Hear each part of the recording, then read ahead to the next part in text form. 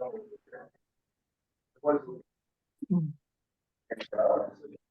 I think we're going to begin now.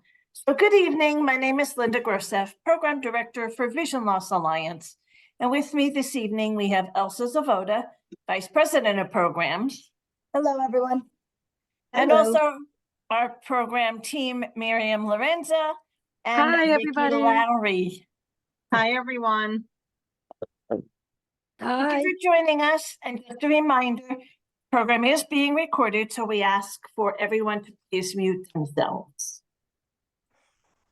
Welcome to Arise, Achieve Resilience, Inspiration, and Self-Empowerment, a speaker series presented by Vision Loss Alliance of New Jersey. Before I introduce our guest for this evening, I would like to share her bio with you. Jenice Heck, who calls herself Jazz, is a blind occupational therapist who teaches the tips, tools, and techniques for living life to the fullest with vision loss. She believes that vision is not a requirement for personal or professional success.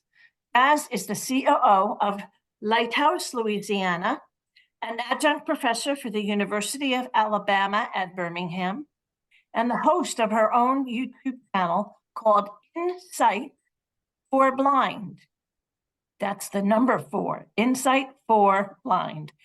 Her passion is to empower people with vision loss to find their superpowers, build the confidence and independence they need to live that life that they want. Before we move on to tonight's program, let's review our Zoom protocol. So our guest will cue you when it's time for questions and comments. So at that time, we ask that you use the raise your hand feature. Let's review. For those of you who have dialed in, raise your hand feature is *9. *6 will mute and unmute you, giving you the opportunity to ask your question. If you are on a computer, Alt-Y, raise your hand. Alt-A is the mute and unmute command. If you're using a Mac, use the Option plus Y, the keyboard shortcut to raise or lower your hand, Alt plus A to mute and unmute yourself. Using the Zoom app on the iPad, top right, select the More option on the top of the screen and flick down to raise hand. On the iPhone, this feature is located at the bottom of the screen on the right-hand side. And now I'm pleased to introduce to you Jenice Heck, who calls herself Jazz. Welcome. Thank you. Hello, everyone. Thank you for joining today. I am going to start by describing me. For those of you who cannot see me, I am a middle-aged Caucasian woman with long brown hair and brown eyes. And I'm wearing a bright red shirt because that is my signature color, and I wear it a lot. And I am accenting with gold today. I have red lipstick and gold eyeshadow to go with my gold earrings and, of course, gold nails. So I'm feeling very festive. These are my Christmassy colors. So I wanted to start by telling you a little bit about myself.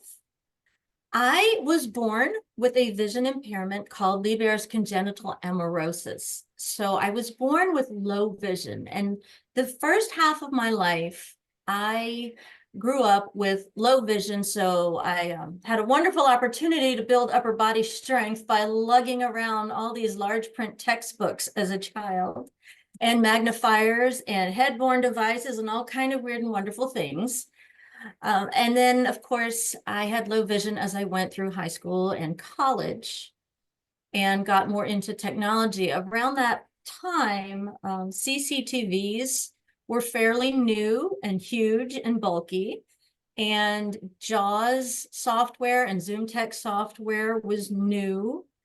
And I believe the first version of JAWS I used was actually version 5.0, if that gives you guys an idea how old I am.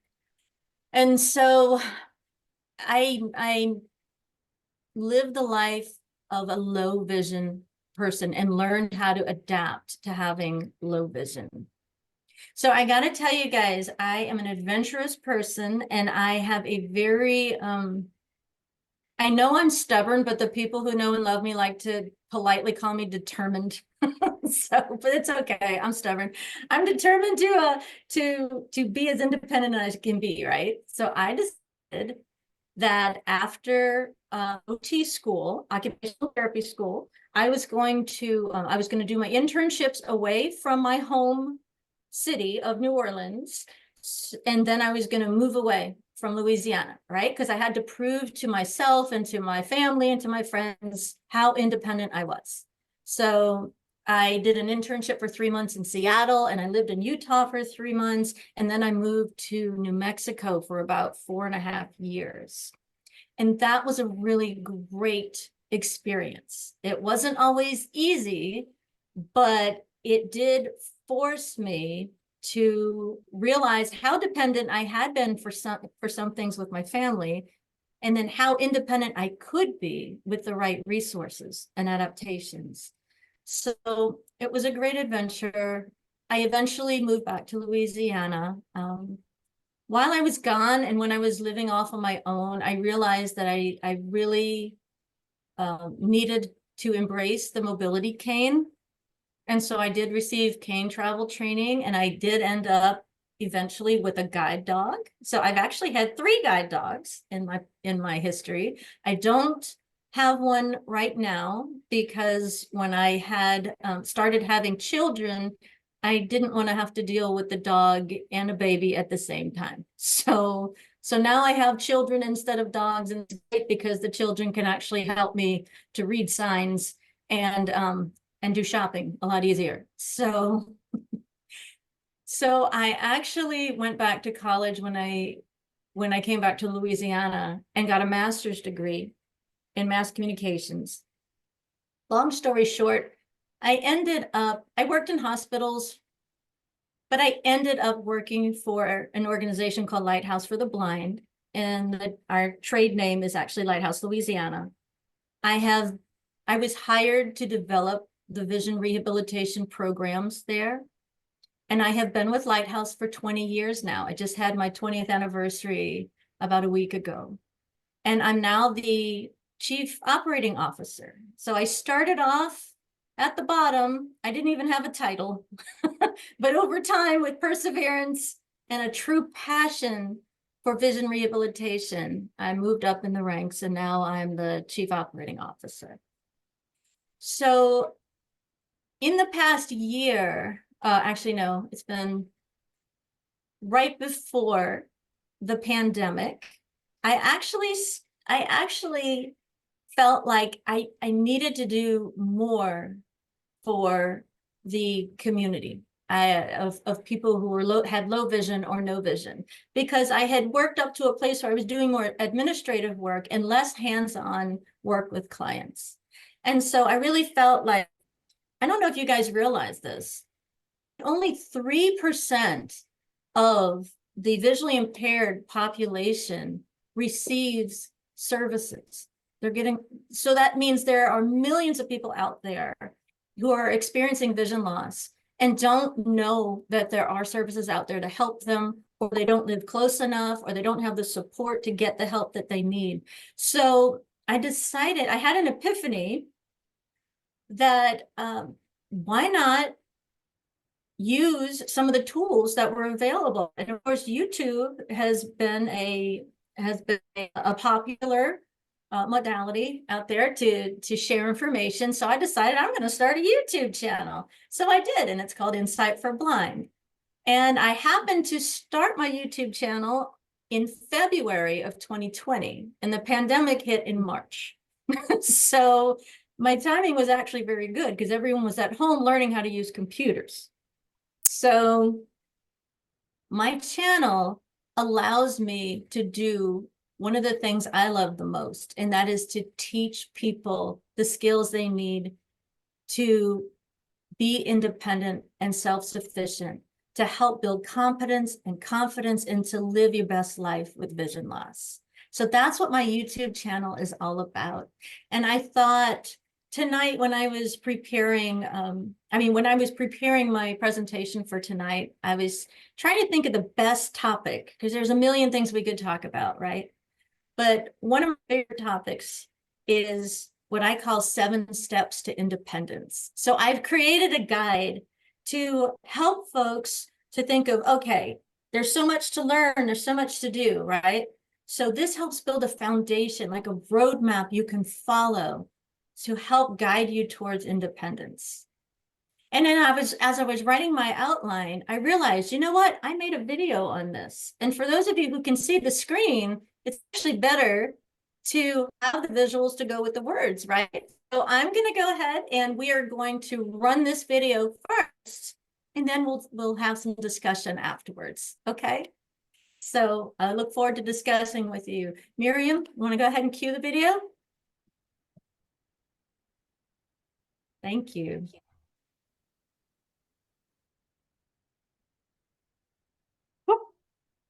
Uh-oh, you stopped screen share. It'll come back. Miriam, you're gonna have to unmute yourself too.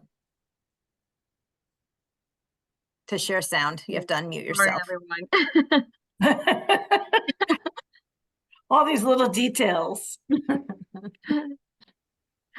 Here we go. Hi there, Jazz here, your blind OT. Welcome to the Insight for Blind channel, your user's guide to living your best life with vision loss. Are you struggling with your vision loss? Do you sometimes feel overwhelmed? Well, in today's world, there are many devices and strategies available to help you to regain your independence, but it can be hard to know where to get started. So in today's video, I'm going to help you cope with your vision loss by sharing a step-by-step guide on how to regain your independence, whether you have low vision or no vision. If you follow this guide, you'll be feeling like yourself in no time. So let's get started.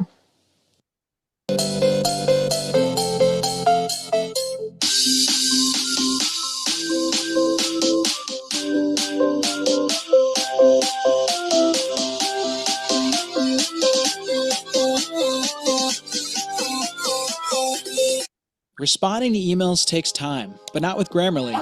In a few clicks, Grammarly's generative AI drafts professional, relevant replies that sound like you. Let's face it, vision loss is complicated. It affects every aspect of your well-being, from your physical to your emotional health and beyond. It can be scary, confusing, and sometimes downright frustrating. Most people are looking for quick answers or a simple fix so that they can feel normal again. And I wish there were a magical solution, but in all honesty, the length of time it takes you to feel confident and self-assured again is going to be dependent on how long it takes you and your family to work through the grieving process together. It's important to allow yourself or give yourself permission to grieve, because vision loss is a loss. But in the meantime, be sure to be working through these steps that I'm going to show you today, because they will make your daily activities easier to manage. There are 3 golden rules you need to understand before you get started. 1, vision loss is unique to each person, even if the diagnosis is the same. 2, because everyone is different, the specific adaptation that works best for you may be different from what works best for someone else. 3, there is always more than one way to perform a task. Creative problem solving may be the answer, or purchasing a simple device may do the trick. Just remember, you have many resources for help. Keep watching the Insight for Blind channel to learn about your options. So the following 7 steps are a guide to help you find the best adaptations to increase your safety and level of function in any environment. Think of it as a map to help you find your independence. 1, minimize clutter. Clutter on surfaces or floors can affect safety or independence no matter what degree of vision that you have. Discarded shoes or excess furniture or piles of stuff can actually be a tripping hazard in your room. Likewise, if you have clutter on your countertops or tabletop, it makes it difficult for you to find what you need. If you have low vision, visual clutter can make your eyes have to work a lot harder. Keeping your surfaces and floors clear and tidy will reduce your chance of injury and enhance your ability to find what's important in the environment. So here's a little insight. Take this white cup with black polka dots, for example. In which of these two pictures can you more easily see the cup? 2, optimize lighting. Did you know that the average 60-year-old receives only 1/3 of the retinal illumination as a 20-year-old? It's natural for our eyes to change over time as we get older, which affects the amount of light that gets to our retinas. So if you have low vision, start by increasing the light when you perform a task to see if that makes a difference. There are 2 types of lighting that need to be considered, overhead lighting and task lighting. So overhead lighting refers to the ambient light that's in the room that helps you get around your environment safely. Task lighting refers to light that's pointing right down on your work surface so you can better see what you're doing. Having the right task light is an important step to increasing your safety and level of function when you're performing a task if you have low vision. Here's a little insight. Let's look at our cup again. In which picture is it easier to see the cup? Without the lighting or with the lighting? So as we get older, we need more light to see. But too much light can be painful or even harmful to our eyes. Not enough light can cause eye strain. Where's the balance? Sensitivity to glare is a very common problem with many eye conditions. When our eyes lose the ability to regulate the amount of light going to the back of the retina, it can cause pain, fatigue, and even blurred vision. Use trial and error to find the right lighting concept that fits your vision loss. That might mean using indirect lighting or using lights that have filters on them, or it could mean wearing filters indoors or outdoors like these. Solar shield filters can actually decrease the glare and increase the contrast of what you're seeing. And the color you choose will determine whether you wear them inside or outside. So check out the link below in the description if you want to see my favorite place for looking at different fashionable styles of filters. 3, create contrast. Sensitivity to contrast is often overlooked as a component of vision loss, but it can be one of the most limiting factors during your daily activities if you have low vision. So contrast refers to our ability to distinguish between various shades of light and dark, and black and white are the highest form of contrast at 100%. So making small changes that increase your ability to see contrast will make big changes in your ability to function. For example, a 30% reduction in your ability to see contrast can affect your ability to see curbs or cracks in the sidewalk, or to see well in areas that fluctuate between light and shaded areas. It can even affect your ability to see faces, money, or even read newspaper print. Creating contrast in the work or home can increase your level of function and safety. All it takes is a little creativity and problem solving. Here's a little insight. Let's look at our cup again. Though it's easy to see on the counter with the task lighting, it dramatically stands out on the black placemat. Most people have no clue that in 2023, the best way to make money on Amazon is Interrupt not. the program for a commercial. 4, adapt your technique. Have you ever heard that when you lose your vision, your hearing gets better? People often ask me about this, but the truth of the matter is your hearing doesn't actually change when your vision declines. Your brain just starts paying more attention to it. The key to developing good adaptive strategies is to become aware of all this incredible sensory information that your brain and body are collecting other than vision. The input that you receive from your sense of hearing and smell, taste, touch, and proprioception are all fantastic information and very useful for helping you do what you need to do in your daily routine. The challenge is to recognize that information and learn how to put it to work for you so you can do the same daily activities, you just learn how to do them a little differently. Here's a little insight. Let's test this theory again by using our cup. If you cannot see water rising in the cup, there are several ways you can adapt this task. If you have low vision, I suggest taking something like a colorful ping pong ball, drop it into the cup, and as the water rises, the ball is going to float. If you have low vision, you're going to see the ball when it floats to the top. Now, if you don't have enough residual vision, to adapt it that way, let's look at some other options with your other senses. For example, you can use your sense of touch to perform this task. If you take your fingertip and put it over the edge of the cup, as the water rises, you'll feel the water hit your fingertip, you know to stop pouring. But if your finger doesn't bend that way because you might have arthritis, or if you have neuropathy and you don't have good feeling in your fingertips, you can adapt it another way. Take that ping pong ball again, drop it in the cup, but this time put your finger over the top of the cup so that when the water fills up the cup, the ball rises and it's going to hit the underside of your finger and you'll know to stop pouring. So now we took a task, we optimized vision, if that's the sense you're using, and when that didn't work, we took that visual task and made it a tactual task. 5, try technology. Sometimes it's easier to overcome a problem by using a special device. There are thousands of adaptive devices available to help you compensate for your vision loss in any type of daily activity. However, the most expensive device is not always going to be the best fit for you, and you are usually going to have multiple choices to consider before making a purchase. Here's a little insight, and our cup again.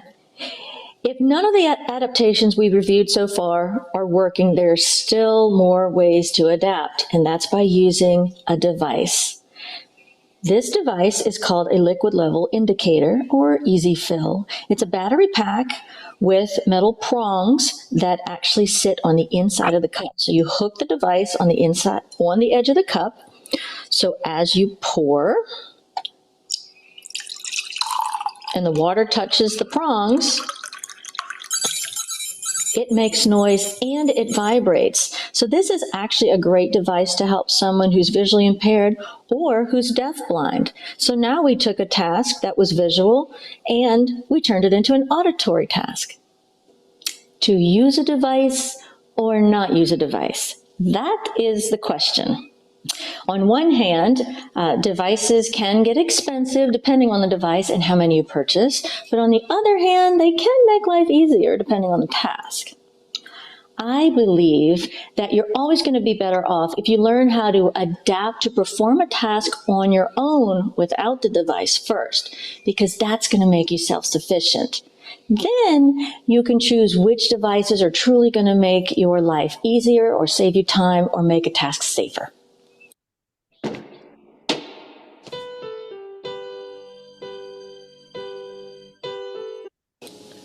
6, explore your resources.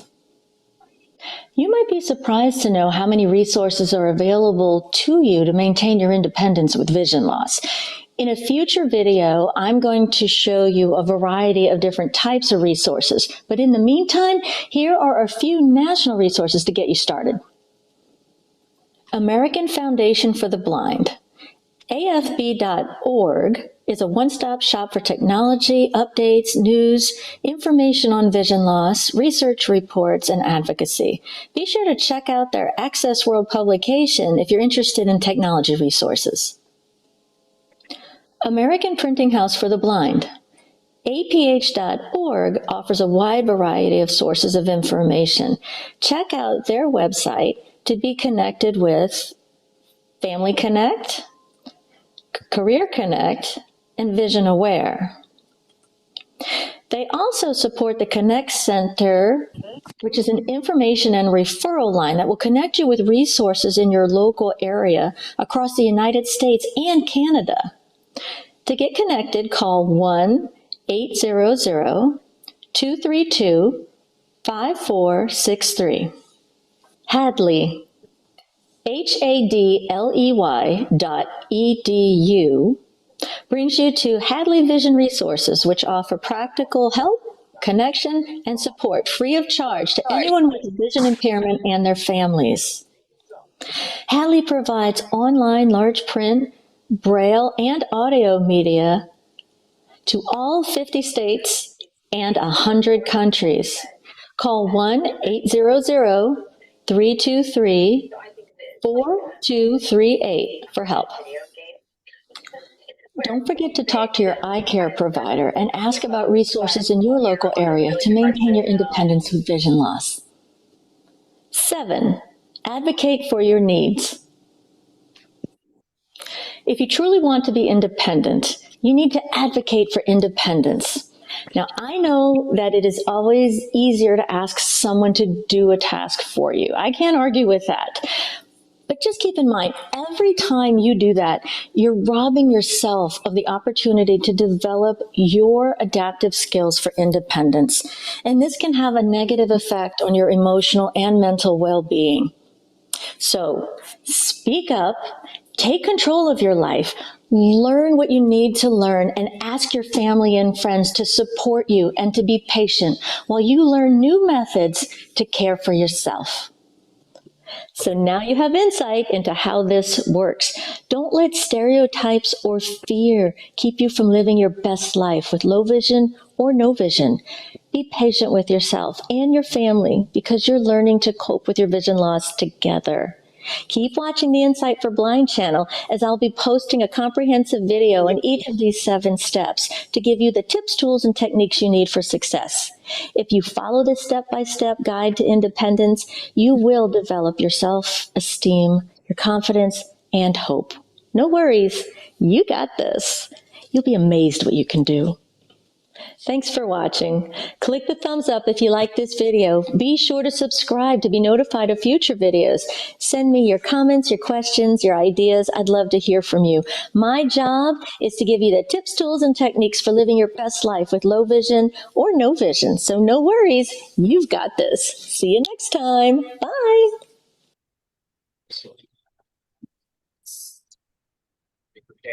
So before we jump into a discussion on the 7 steps, I realized that I did not mention to you that when I was in my mid-30s, my vision started to change, and it has declined to a point where I do not have functional vision anymore.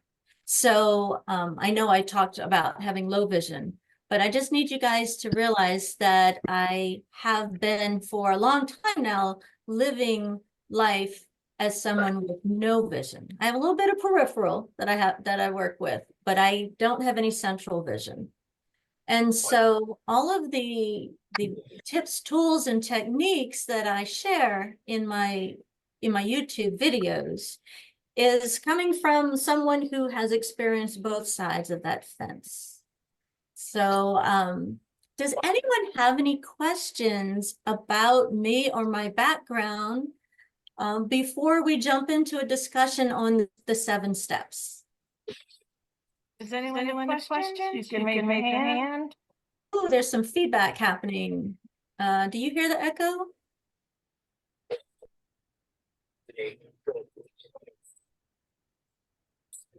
I don't hear it. Sometimes is it coming from my? Am I getting Yes, like we can hear echo. Yes, we hear it. Hey, Lynn, try muting and unmuting. If not, one of us can step in to facilitate questions. Hi, this is Alba. I have a question. Sure, go ahead, Alba. Hi, good evening. Excellent presentation, and thank you for mentioning about you losing your vision, because that was actually going to be my question. How do you practice now that you are on the other side of the picture, meaning that you have no vision. How could you still do your job? And did it affect? If so, how? And how did you fix it? Thank you. That is a really good question. So my vision declined over time. It was progressive. But fortunately, because I dedicated my career to helping people learn how to compensate for disability and how to, especially when I went to Lighthouse, it was all about vision, right? Vision rehabilitation. And my job was to teach people with vision loss how to be independent. So I guess I just had this, I've always been one of these people who, you know, I want to talk, I want to be an example and model what I'm teaching people. I don't want to just tell people what they should do. I want to live it myself and be a mentor so I can be encouraging and show them what they're capable of doing. And so I guess when my vision declined, I'll be honest, I did go through a grieving process because I loved my CCTV and I could do anything. I felt like I could do anything a sighted person could do, except drive, of course, as long as I had my CCTV and my talking computer, right? I had Zoom text back then.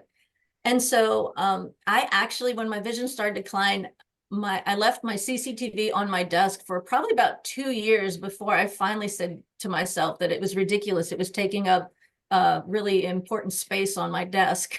So I finally got rid of it. But it was hard to let go. And of course, having to switch over to using a screen reader completely instead of using Zoom text with speech, that was difficult because I don't know if any of you have ever tried using JAWS, but it takes a little time and a lot of practice to become proficient with a screen reader.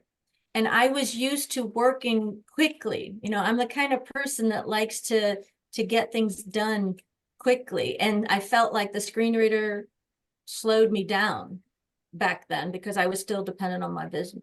So having to switch to that was very frustrating, but I had to do it, you know, because my working was extremely important to me. And proving to myself, my family, and the people that I teach was very important to me. And so I just like to figure things out. And that's probably why I became an OT, is because I love the problem solving, the creativity behind it. You know, if you're creative and you've got that can-do attitude, there's really nothing you can't do, except maybe drive. They're working on cars that do that for us now anyway, but that's the one thing I will tell you. No, 2 things, driving and photo editing. Those are 2 things we're just not really good at when you've got vision loss, but I'm okay with that. But you know, now, I mean, I have a husband, I have 2 kids. Wow. I'm living the dream. I have a great job. I have a very busy job. But I have just kept persevering to learn the techniques I needed to learn and to find the tools that were available to me to allow me to do my job and to be independent. So I'm got really good with that screen reader now, and I can do just about anything with a screen reader and on the computer. And there's all kinds of wonderful technology now that they didn't have when I was younger. And yeah, I hope that answered your question, Alba. Thank you. It was a good question. No, thank you. Thank you so much. Someone for say anything. Am I still echoey? Yeah. Yeah, sorry, Lynn. Sorry. Elsa, I'll take over for the moment. Miss Ruth? Yes, thank you. Can you hear me okay? Yes. Okay. Jazz, what a great attitude you have. You answered my question, and it was, did you go through a grieving process? when your vision changed? And did that happen each time it transitioned? Did that have what? I'm sorry, I missed part of what you said. Did you go through a grieving process each time your vision transitioned? Oh, well, I'll tell you the two things that were most difficult for me was one, when I realized I was having a hard time with the CCTV, like I mentioned. But when it really hit hard was when I had to give up, when I had to stop painting, because I'm an artist at heart, and I always loved color. I love painting. I love crafts, and so it was a passion of mine, and it was my therapy. And so when I got to the point where I couldn't paint anymore, it was really difficult for me. And so I'll be honest, that to me was almost worse than the losing the CCTV, believe it or not. But so it took a while, and it took probably about 2 years, maybe 3 years before I finally decided, you know what? I bet I can do this. I just need to figure it out.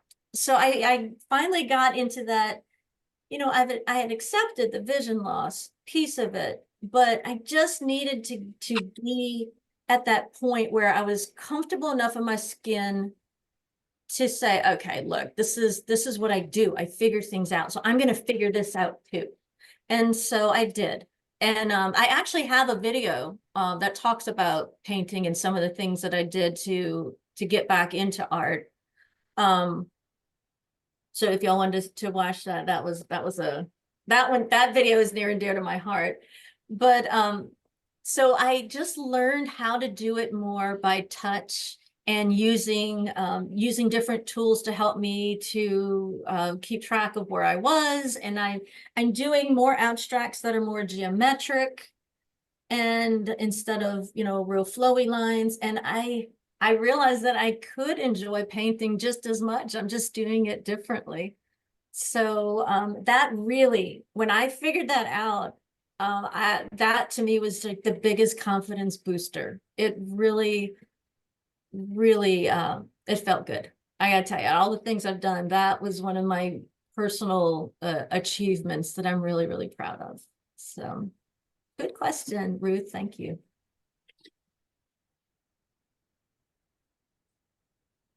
Anyone else have questions or want to make a comment? Don't be shy.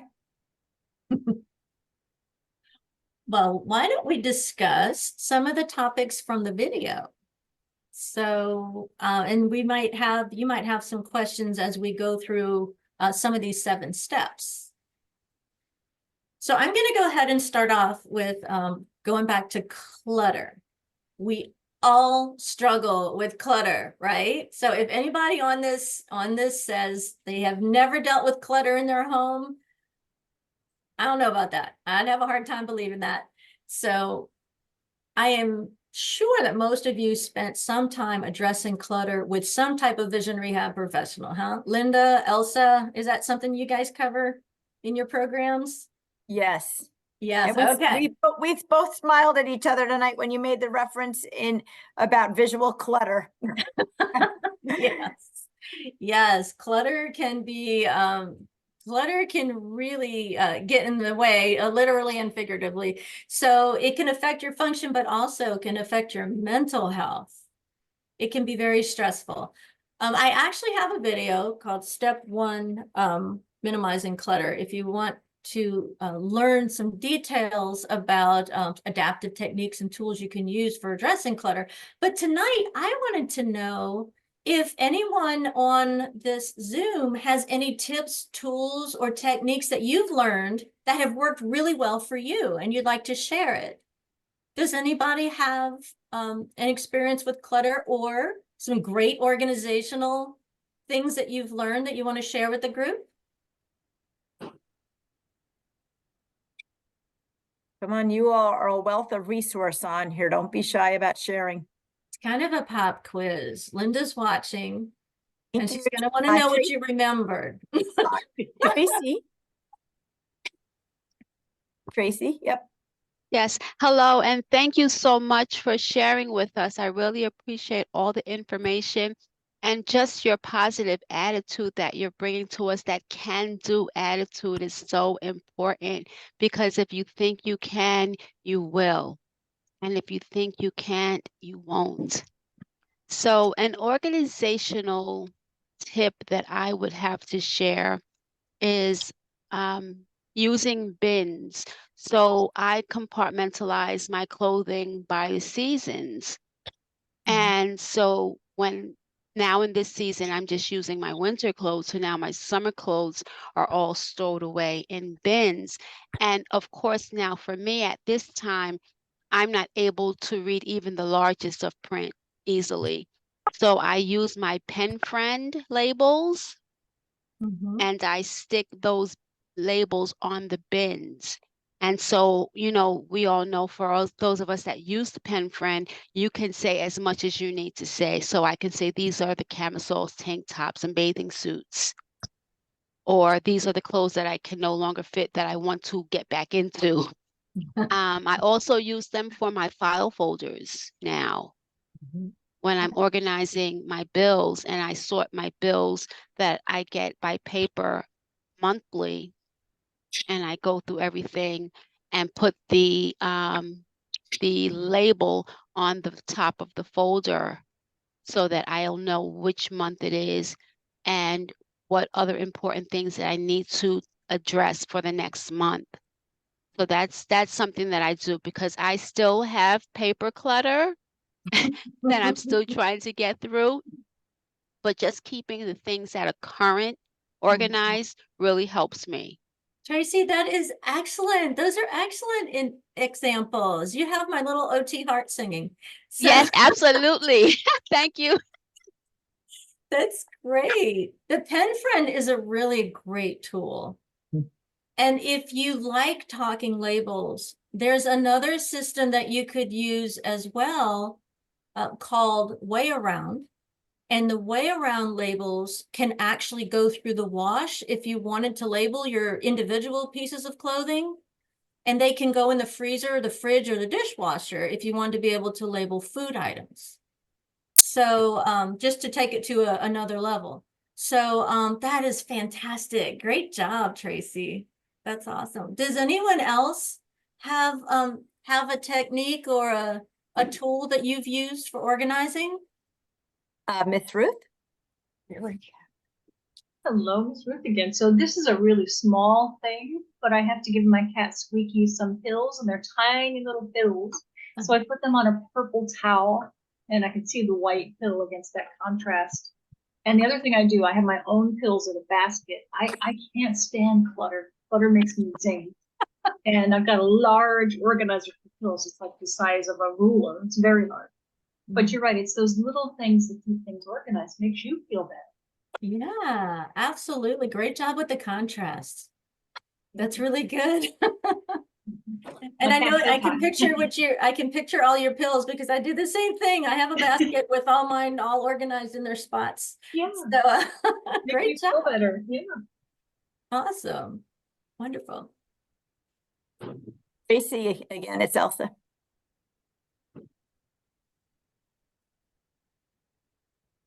Did you say Tracy had her hand up? Tracy? Oh, Tracy? that might be an accident.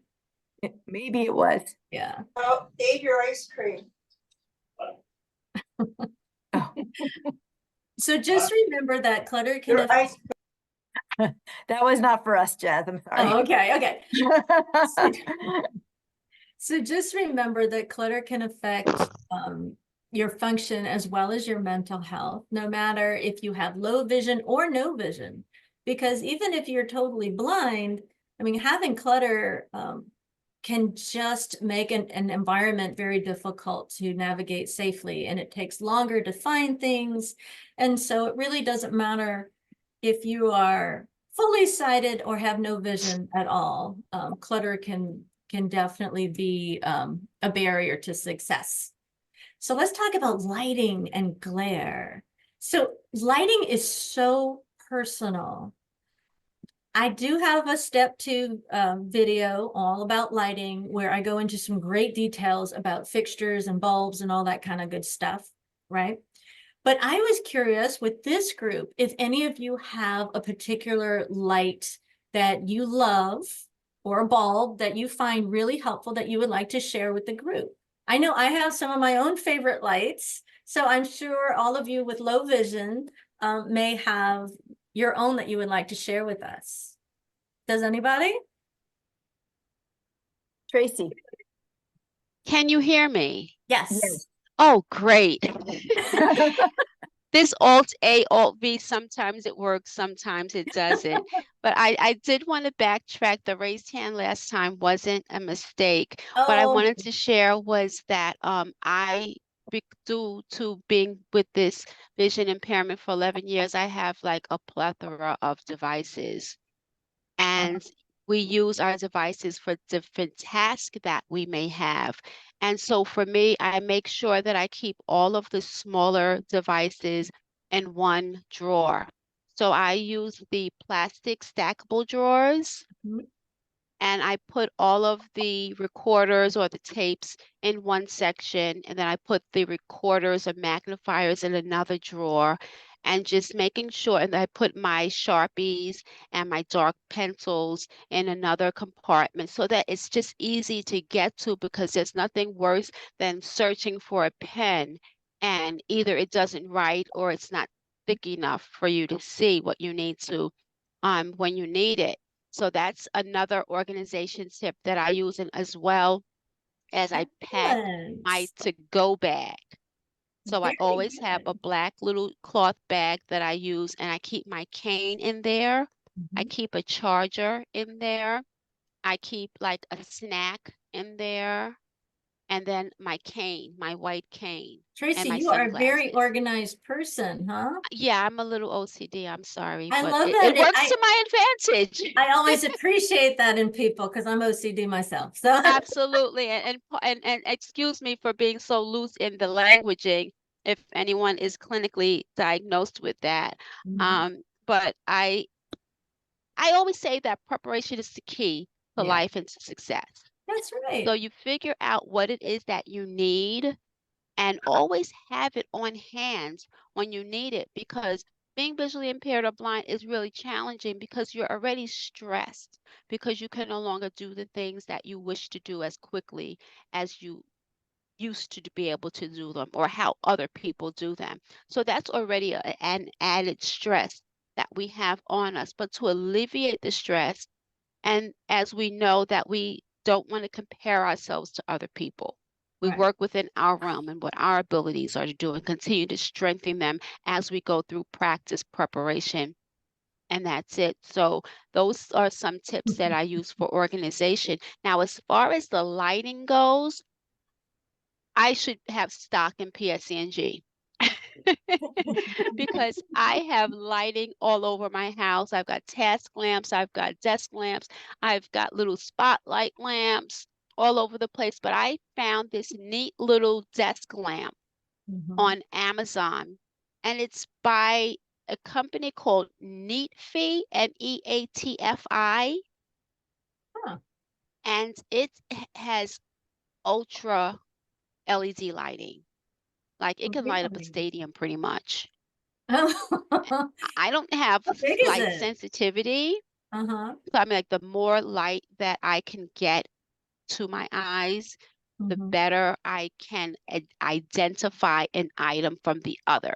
It doesn't help me to see better, but I can tell my laptop from my CCTV now. Oh, that's Or wonderful. I can't find my Sharpie if it's not in the compartment that I put it in, you know.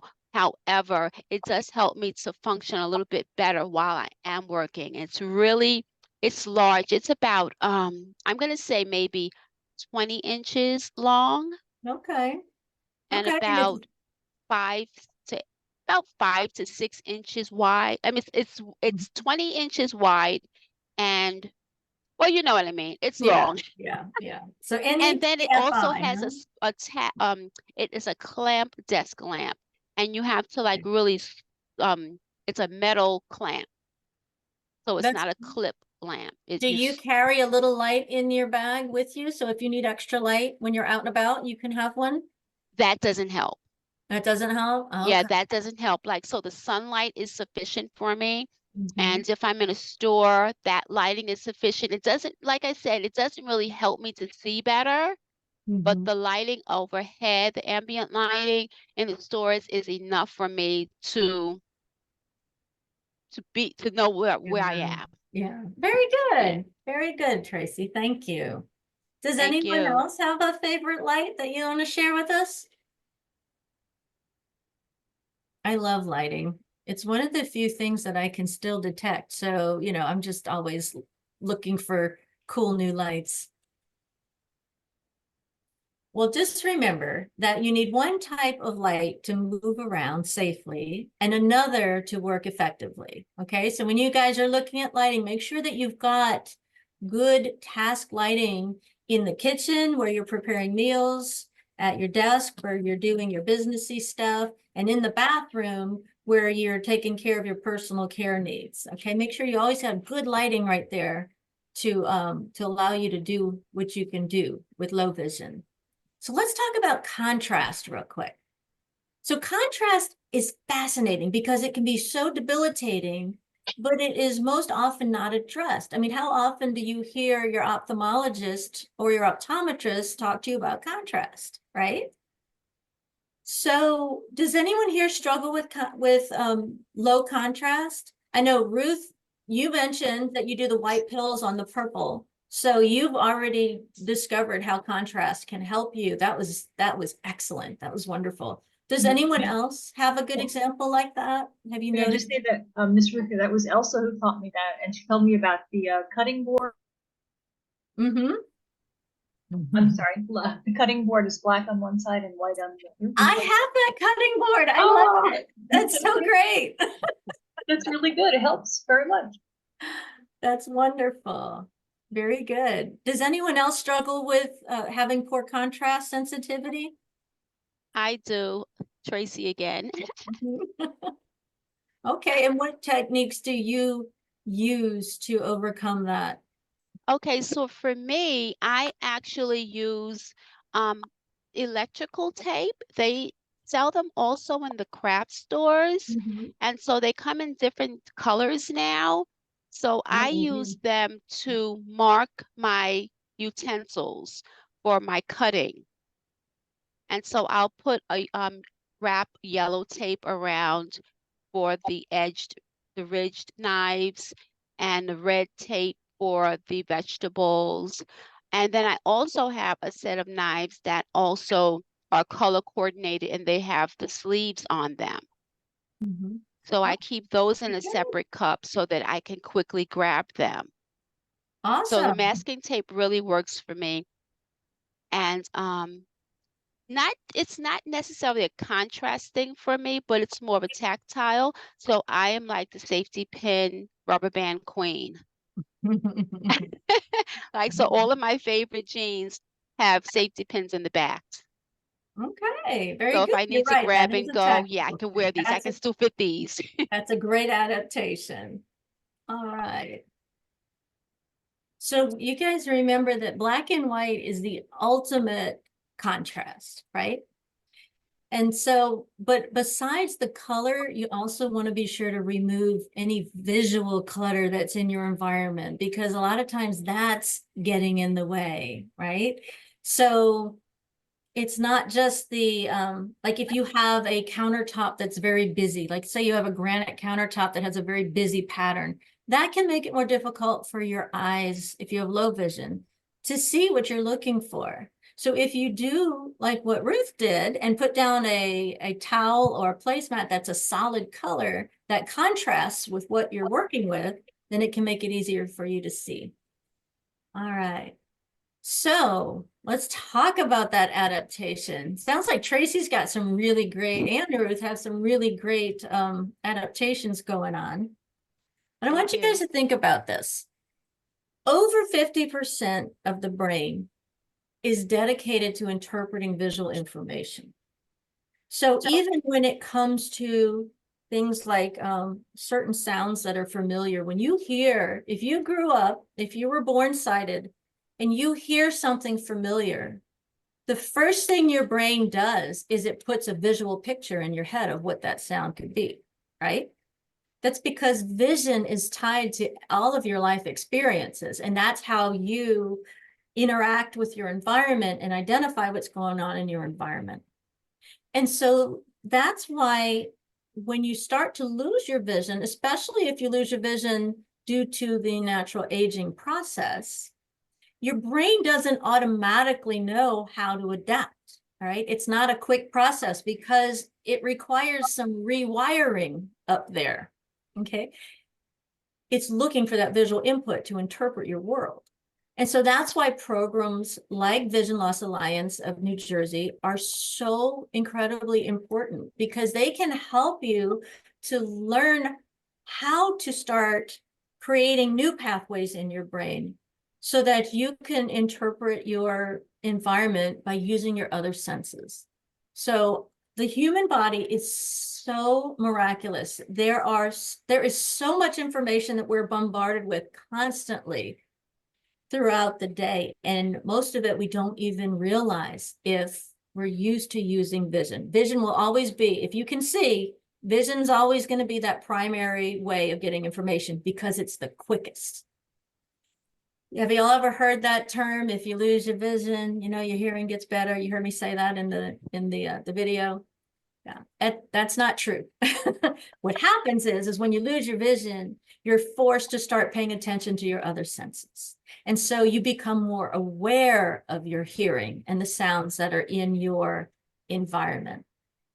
Have any of you experienced this with your vision loss? Have you begun to notice smells that you didn't notice before, or sounds in your environment that you didn't notice before? And I would love to hear from some new folks that might be out there, just so you let me know you're not sleeping.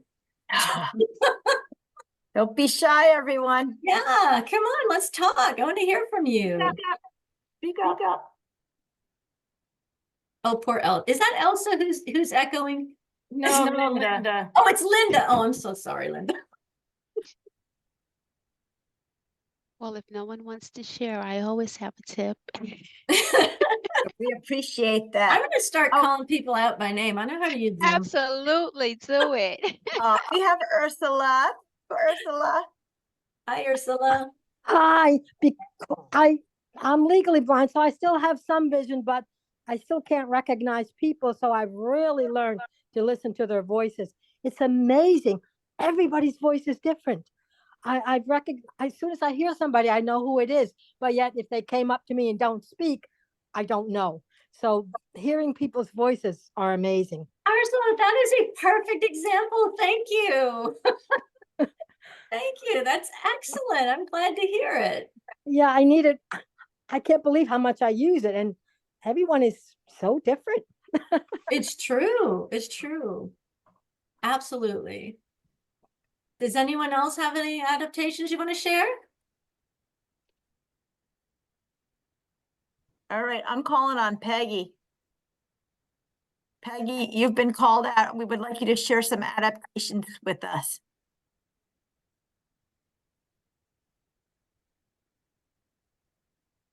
I couldn't get my raise hand feature to work. You're Aw. phenomenal. So I'm glad I called on you. I must have sensed you wanting to speak. Sorry, I'm a CVRT, and I found it interesting what you were saying about your children. When I also had dog guides, but I had them when my children were younger, for a time.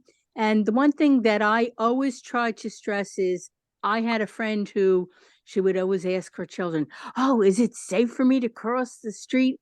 And I never wanted to put that kind of pressure on my children. So I always made sure, that I was able to cross the street, walk them back and forth to school, Absolutely. and label, and I was able to label my items so that I didn't have to keep asking them, and I was able to cook independently. And I just thought that was so important. And Absolutely. you did too. So I appreciate your talk and your enthusiasm. Thank you. Y'all want to hear a funny story about guide dogs? There are so many misconceptions about guide dogs. I was in an airport one time and I had to switch planes. And so the airline had one of the little airport people come to escort me from plane to plane, right? And so I have my guide dog and we're walking and the guy looks at me and he says, "Why do you need me? Can't he read signs?" Don't we wish? And you know what I told him? I said, "No, he only speaks Spanish." But this guy was dead serious. He thought my dog could read signs. It was hilarious. It was oh wow. Would be quite impressive, wouldn't it? It was yeah, yeah. People are so funny. Oh yeah, there are They're- barrel laughs. Does anyone else have any adaptations, sensory adaptations you want to share?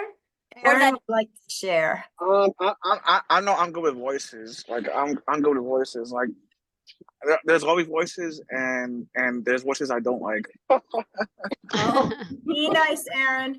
Aaron's not only good with voices, he's good with phone, the cadence of somebody's stepping, walking. He always knows when I'm walking across the room. He is good with sensing the he told me across the table my vibrating iPhone 5S, which was old even at that time.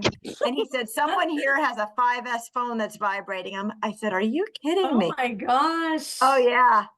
Yeah. Wow. Yeah, Oh, he's got really he's good. got That's spidey. very talented. Yeah, he has a spidey sense for sure.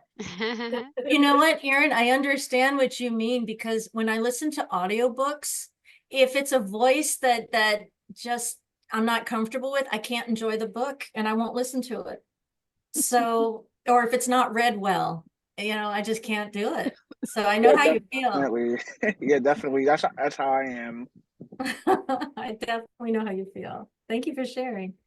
Thanks, Aaron. It's always a new learning experience. We're always learning something new, aren't we? Yeah, absolutely. Did anyone have an aha moment when you realized how much wonderful information that you can get from your other senses? Like Ursula, that seemed to be an aha moment when you realized that you could identify people by their voices. That was really cool. Did anyone else have an aha moment like that? We're like, wow, I can use my sense of touch to do this. I didn't realize. Or I can smell when meat is cooked instead of having to see it. Did anyone ever have an experience like that? I did. This is Tracy. When I'm baking, I'm not a good baker.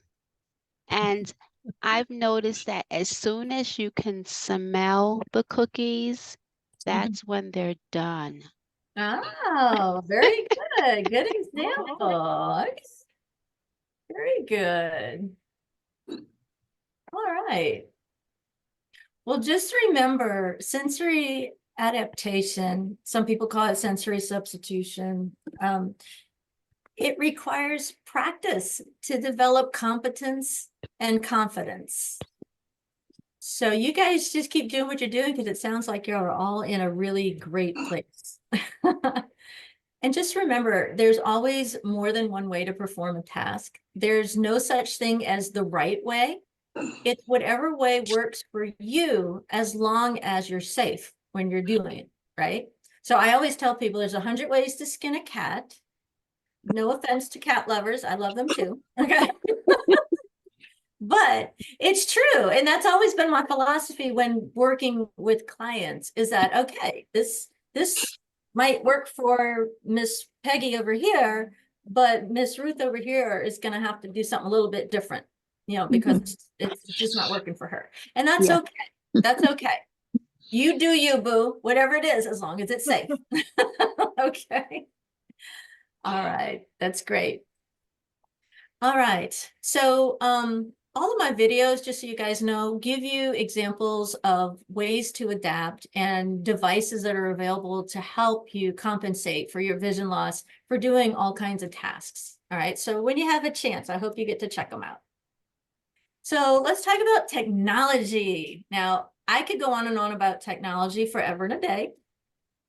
Some people love it and some people hate it. It's hard to find folks in the middle. I like technology. You like technology? Yeah, if Yeah, you can pick out especially a 5S iPhone from what Sound, I what could tell. what iPhone do you have? I have a 14 Pro. What do you have? Even I had the 13 mini. Okay. You won up to me. Well, I just got it this year. Before that, I had an 11 for forever. So Oh. that's great, though. It's a really good phone. Do you all have any preferences of iPhone over Android in this group? Because usually, you either love one or the other. I know Aaron likes the iPhone for good reason, Aaron. It's awesome. I will admit, Android has come a long way. Like I'm impressed. I'm impressed with the Pixel 8 Pro. Like I'm really impressed with it. Cool. Pixel is a very nice Like phone. Android has come a long way. They really have. And you know what? It's interesting you picked the Pixel because for Android phones, the Pixel is usually the phone that gets the tested on with the accessibility first. So it's going to be their most accessible. Yes, because it's pure Android compared to Samsung and other no-name Android phones. Like you get pure Android with the Pixel. Yeah, that's good. That's really good. Now, I noticed that the ladies are all very quiet. I have an iPhone 14, Peggy. No, do you like it? Most of the time. Most of the time. Well, that's fair. That's fair. I'm sorry. You ditched how do you like not having a home button anymore? Do you ditch your home button? No, not really. I found other ways to, the back tap works really well when I need it to work. Okay. That's good. Good. Does anyone here use an Android phone? If they I do, they're not used testing to. up. Tracy. I used to, and when I had it, I was still able to use my accessibility pretty well, so I didn't really have a problem with it. I only switched over to iPhone because I broke the phone and I What was iPhone due do for you an have? upgrade, so I What iPhone do switched you to have, Tracy? iPhone. And to this day, I still have the same one. I am unashamedly a user of the 8 Plus. The iPhone? That's not bad. But I love the home button. I do have another phone that doesn't have the home button, but I absolutely love the home button. And I don't the really SE need still has the button on there if you want to upgrade. What's that? You can get the SE because the iPhone 8 is SE. actually the How SE big because is the it iPhone. though? Is it as big Uh, as the 8 Plus? no, it's smaller. It's Yeah, I 4.7 need big. inches. Yeah, unfortunately, the 8 Plus is the last of its kind. Yeah, I'm holding on to this baby. I haven't dropped it since. It's not receiving any more updates anymore. So I eventually we'll have to know. upgrade. So how do you like the 15? Like what advantages would you say the 15 has that would work for us? Oh, who has the 15? I have a 14. Oh, you have a I 14. don't have Okay, it. so what would you say? Oh, God. Dynamic Island. You know Not on the what, regular 14. Aaron, I'm going to be vulnerable and let you guys know that I have no idea how to work the dynamic island. I could not figure that out. So what is that? I have no idea. I'm trying to figure that out. Well, so Dynamic Island is that cutout on the top of this V. Well, so ever since the iPhone 10, there's always been like a notch. So with the iPhone 14 Pro and 15, all the 15s, Apple added Dynamic Island. So it lets you preview like your apps and like timers and stuff. And you can control music as well and timers. Like it's really cool. Now, you see, I haven't taken the time to learn that. I need to do that. So, because that was a really good question, and I wish I could show off my tech skills by bragging on that, but thank you, Aaron, you saved me. When you join us again, you can let us know how you worked it out. There you go. Hi, it's Ursula. Hi, Ursula. Hi, I just have something to say. I learned all my iPhone skills at the VLA and my iPad skills, so they were amazing. And my son Michael is always impressed how I can do things. I think because when you're legally blind, they just assume you can't. And he'll say, well, how did you make that phone call? And how did you do that? I said, well, you use voiceover, and that drives them nuts. But the technology today is incredible. I know I couldn't have gotten where I am today without technology. And the technology they have today is so different from what we had when I was younger. I mean, I might have been a lawyer if I grew up in this day and age with the technology we have now, I might have grown up and done something totally different, right? Because join the club. It's just endless, right? And all Yeah. the apps that are out there. Do you guys have favorites? I mean, y'all using Seeing AI and Envision AI and Be My Seeing, Eyes. Seeing AI is good. Except Yeah. when it tries to guess. Except when it tries to guess your age. I hate Seeing AI. It tries Yeah, to guess your age. I love it's it. hit or miss with that one. Okay, I have to go. I want to say goodnight to everybody. And it was a wonderful film. That was very impressive. With the tools that you presented, that was very informative. So Thank I you. have to run, and I thank you so much, everyone. Great Have a meeting. good night. Thanks for Thank joining us, you. Tommy. Thanks for Bye. joining us. My Bye. pleasure. Thank you all. Good night. Do any of you use screen readers or screen magnifiers on your computer? Yes. You do? Yes, I use Fusion, which is the Oh, Zoom text excellent. and JAWS. Yeah, very good. Very good. Absolutely rely on it. Can't do anything without it. So I've been forced pretty much to learn it. That's wonderful. Hey, learn through immersion, right? Yes, ma'am. That's how I did it. There's nothing wrong with that. Very good. All right. Another thing besides the smart mobile devices is that there's a lot of AI, artificial intelligence devices out there nowadays that are making life so much easier for people with vision loss. So I'm talking about Alexa and Siri and Hey Google and Bixby, right? And all those. GPT. Yeah. Yeah. So it's incredible that you can actually have a little assistant in your pocket nowadays, right? I hope you guys are taking advantage of that. Do y'all have any classes like that at the VLANJ with the Alexa and Siri and all that good stuff? Well, we do iPhone and iPad training. Okay. So they teach Part of that. voiceover, but then they also incorporate the Siri part. Because as Cool. you even mentioned, you want to learn the foundation, how to Cool. do things from the basic skills, right, Right. Aaron? Yeah. And then we teach Fusion. We have a learning lab program where we teach Fusion so you can have access to the Zoom text with speech, and the JAWS. That's awesome. That's awesome. Well, one of my upcoming videos in 2024, I'm going to focus just on AI and what it can do for folks who have low vision or no vision. So I hope you guys are going to stay tuned because that's a ton of information. Yeah, I think, Jenice, we're going to bring you into our Back to Basics class. Oh, okay. Virtually going to visit us. That's awesome. Okay. This is a great And group. it also helps with, teaching everybody how to access the resources that they're given. That's wonderful. Absolutely. If anybody hasn't tried it, Be My Eyes has the AI incorporate. Oh my goodness. It tells you information that I'm not sure you really wanted to know, but you find out very quickly. Like it described me as an old lady. I said, wait a minute. That's not right. Oh, great. Even though I am older. Oh, yeah, I don't know if I want my device to start describing me. I really don't. It's I don't something know if my that device describes thinks the that woman, the room that you're in, and a lot of Yeah. other things. It's I very hate when it good. tries to. I hate when it tries to guess your age too. I don't want people. I don't want my device to guess how old I am. Yeah, exactly. I love my AIs. They think I'm 37.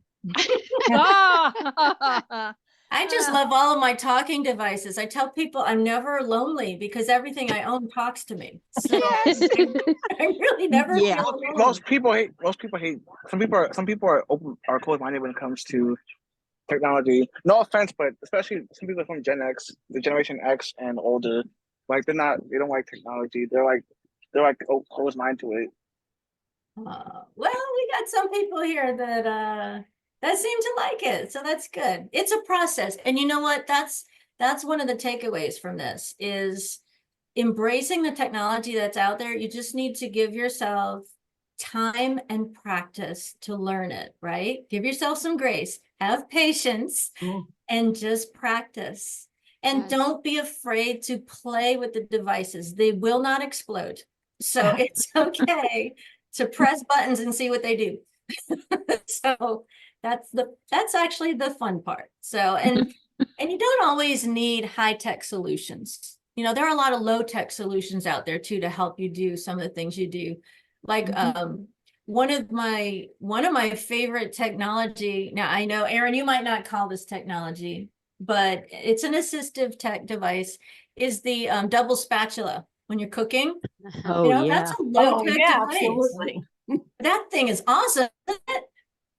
I mean, before I had one of those, I could never tell if I actually flipped the chicken over in the pan because it would just slide right off the spatula.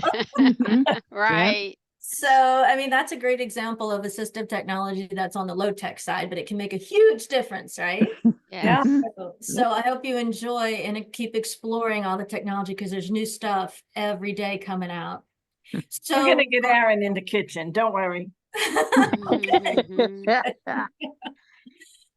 So as far as resources are concerned, I am sure that you guys have been connected to lots of resources through this wonderful program like the one tonight and all the programs you've been through with VLANJ.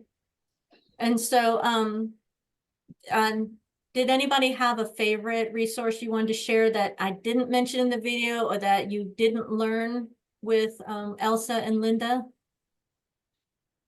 Anything new that y'all discovered on your own? No? Okay. Well, you know what? Here's something that I actually just learned today. I learned that the Amazon Echo Dot, the show, Yeah. actually has an AI that works like the Seeing AI app. I didn't know that. So if you're in the kitchen and you need to identify the salad dressing, you can put it in front of the camera of the show and it'll tell you exactly what the bottle is. That's right. It's called show and tell. And if you get the Echo, I mean, you've got to get the one that is the version 10 or higher for that to Oh, work. Just so you guys okay. know. So you got to get the one that has the camera and Right. it has to be version 10 or higher. Okay, thank you so much. You're welcome. That's a great Christmas idea. So you can tell. Yeah, I've got to get that out there to the kids. Yeah. So you know what? I use that all the time. Okay. It's not, you know, it's not perfect, but it is very helpful. Okay. Yeah, So it beats me running to the CCTV, which is on the other side of the kitchen every time I want to know if I have garlic powder or onion powder. yeah. Yeah, I go by smell now. If you want to see what it looks like and how it works, I do demonstrate it in my video on how to identify products in your pantry, like read food labels and such. I Okay. demonstrate that and the Orcam and a few other some apps. So that would be a handy video if you were interested in seeing that at work before you ask Right. Santa for one.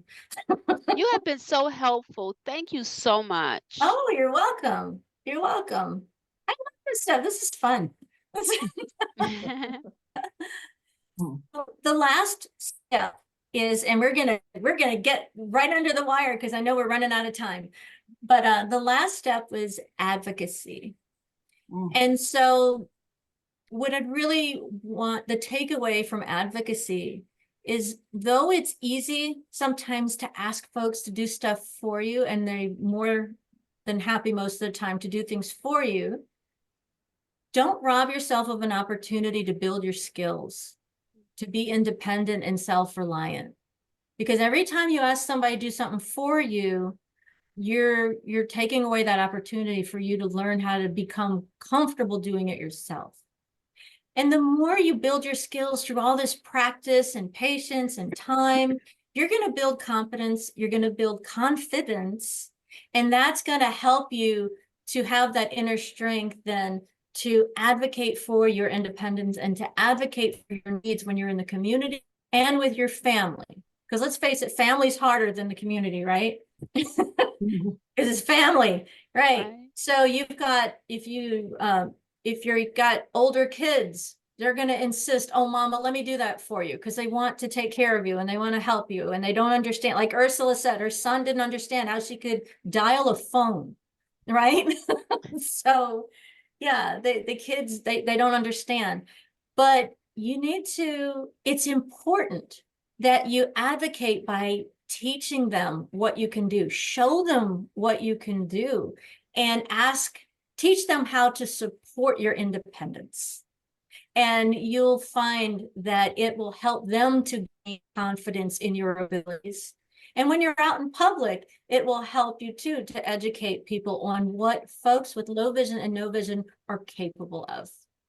So does anyone have a quick advocacy story that you'd want to share? Was there ever a time, like say in public or with a family member, that you really had to advocate and say, no, let me do this. Let me show you how I can do this? Has that happened yet? No, good story. No one wants to share? Okay, y'all, next time we get together, I'm going to be expecting some stories. Okay. Well, we are just about out of time. And so before I wrap it up, are there any other questions that you wanted to ask before we go?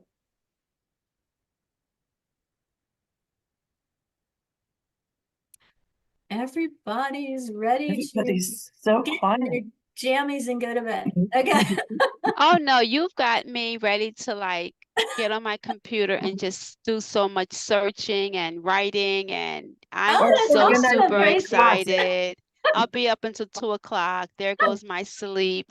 So how do But we have thank you again. I cannot thank you enough for this, because it's really challenging being visually impaired, you know, and we come on these support group calls to get more information, and it's really great because it's a safe place, so we can be transparent and there is no stupid question, you know, and we don't know everything. Even though we may be in this, like myself, for 11 years, I'm still learning, you know. never stop.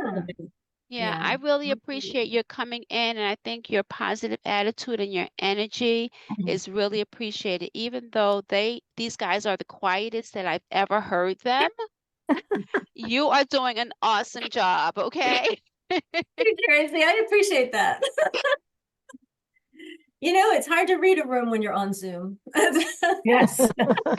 It's easier in person. But thank you. And I just want to leave you all with this thought. You know, the best way to overcome vision loss is to accept that it does not define who you are. Having low vision or blindness doesn't mean that you cannot do things. It just means that you need to learn how to do them differently. So, I encourage you all to keep learning, to keep talking to each other, to keep exploring your options, trying new things, and practicing your skills. You would be amazed what you can do. So thank you for your time tonight. I'm really happy to meet all of you and to enjoy this conversation with you. I hope that you guys check out the Insight for Blind channel, and I have a lot of tips and techniques and tools in there to share. And I'll be rebooting and adding new videos in 2024. And I hope you guys are able to keep up with the channel. Thank you for a great evening. Thank you. Jenice, it's Linda. Thank you so much for being with us, for sharing all of your YouTube Insight for Blind. And we really look forward to to getting on those YouTube channels and hearing Thank everything you. that you have to say. Thank you. It was a pleasure meeting all of you. You have a good night and a happy holidays. Everybody, Yes. thank you for joining us. We all wish you happy holidays if we don't see you on another program before the end of the year. Okay, good night all. Take Good care. Good night. night. Good night, Bye. everyone. night. Happy holidays. Thanks You as again, Janice. well. It was phenomenal. Oh, thank you. Thank you. Bye-bye. Thank you. Bye. Good night. everyone. Bye. Bye. Have a good night.